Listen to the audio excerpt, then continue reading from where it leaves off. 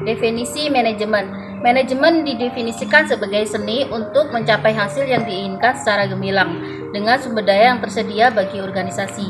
Berdasarkan definisi tersebut, 4 unsur manajemen yang perlu diperhatikan adalah manusia, seni, berhasil atau gemilang, dan sumber daya yang tersedia. Konsep manajemen dibagi menjadi 4, yaitu manajemen sebagai bagian dari bidang tanggung jawab seperti keuangan, pemasaran, produksi, dan personalia. Proses atau pengordinasian sederetan masukan dari berbagai sumber daya atau daya upaya untuk mencapai hasil yang diinginkan melalui pemanfaatan yang efektif atas sumber daya yang tersedia.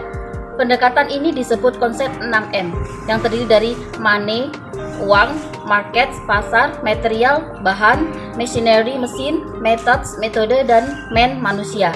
Sebagai sederetan fungsi perencanaan, pengorganisasian, pengarahan, pengendalian, pengkoordinasian atau S5P, kemudian ditambah fungsi pengkomunikasian dan pemotivasian. Gambar manajemen sebagai sebuah roda dengan manajemen sebagai proses. 2. Peranan dan tugas manajer usaha tani.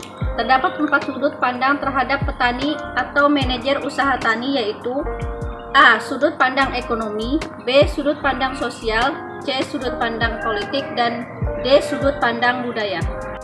2 hal yang perlu diketahui manajer usaha tani adalah: yang pertama, manajemen sumber daya. Para petani dalam arti ekonomi adalah para manajer sumber daya yang memanipulasi tenaga kerja, lahan, modal, dan sumber daya lainnya untuk mencapai tujuan-tujuan tertentu. Yang kedua, sumber daya yang terlibat dalam usaha tani. Di sebagian besar negara berkembang, lahan merupakan barang langka, maka nilai lahan yang dimiliki petani merupakan aset yang sangat berharga.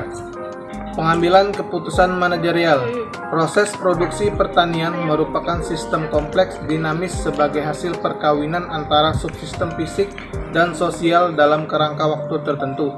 Petani harus selalu memutuskan apa yang akan dihasilkan dan bagaimana menghasilkannya. Pengambilan keputusan biasanya berkaitan dengan suatu rangkaian tindakan dari sejumlah alternatif memutus pencapaian beberapa tujuan petani.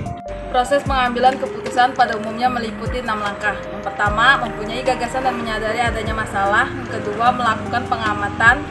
3. Menganalisa pengamatan dan menguji pemecahan alternatif terhadap masalah. Yang keempat, memilih atau memutuskan alternatif tindakan yang terjadi.